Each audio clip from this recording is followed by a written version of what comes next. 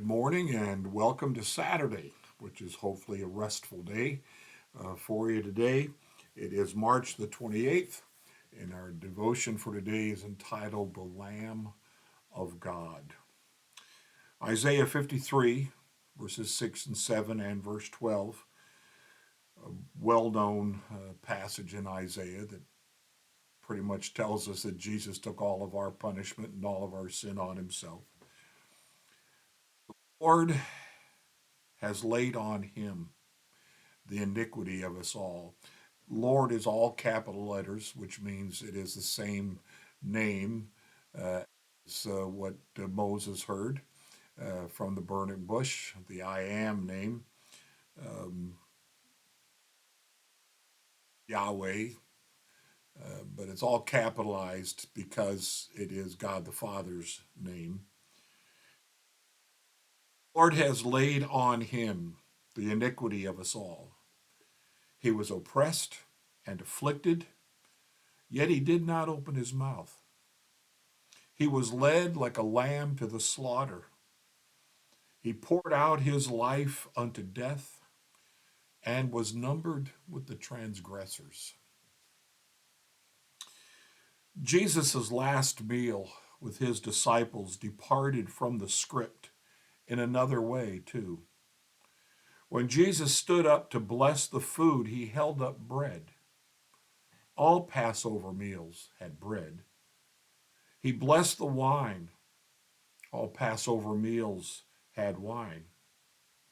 Not one of the Gospels mentions a main course.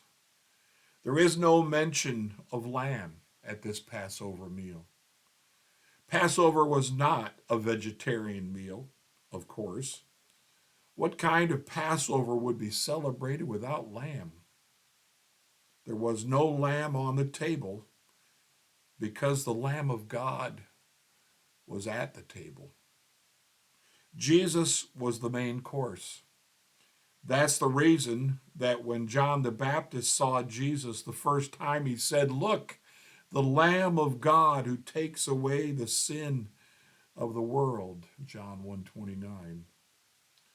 In Mark, when Jesus says, "This is my body, this is my blood poured out," he means I'm the one that Isaiah and John spoke about. I am the Lamb of God to which all the other lambs pointed, the lamb that takes away the sin of the world. On the cross, Jesus got what we deserved.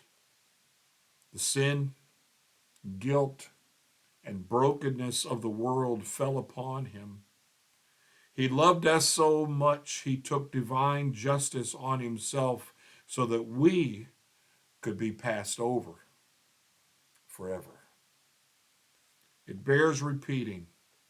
All love, all real, life-changing love is substitutionary sacrifice. Powerful things. Again, I'm glad I picked this book to do this year, just because of the power of these passages that Tim Keller's taking us through and the way he explains them, the way he enlightens us with these things. I never even thought before about the Last Supper and no main course to it. We think of main courses, um, but here he explains it as Jesus is the main course. Why? Because he's the Lamb of God, as noted by Isaiah, as noted by John as well.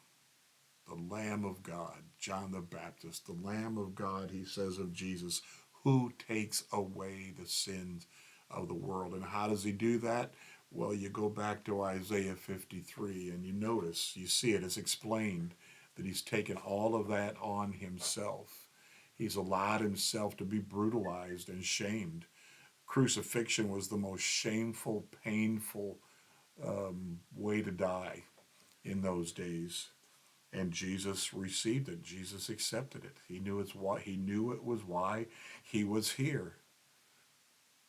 And nobody can show us ever greater love than Jesus has shown us. Not only the Lamb of God, but the Shepherd as well.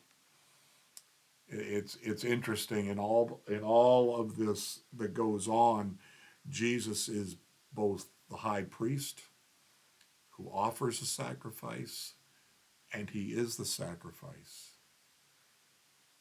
Jesus is the lamb and the shepherd all at the same time. He covers all the bases that are needed for us to have the hope of heaven, to look forward to that day when the trumpet sounds, when we get to worship Jesus Christ personally, bow to him, love him, sing to him.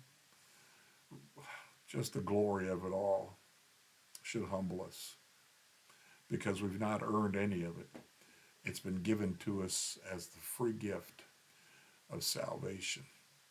He has redeemed us by his blood, his sacrifice for us. Those are the kinds of things we want to keep in mind. We think of people that we've known, people that we've loved, and they bring good memories to us. Jesus, we should think of him and allow his gift of good memories to us. We take it and we thank him for it. We humble ourselves and be thankful for what he's done for us. Not that we've been able to do anything for ourselves along those lines, but we have simply by faith received the good gift of salvation. And I am very, very thankful for that. Through all of these devotions we've been doing this year, our author here, Tim Keller, has given us reason to think deeply, to be thankful, and to fix our eyes on Jesus. Blessings to you today on this Saturday. Enjoy your day. Be rested up for worship tomorrow.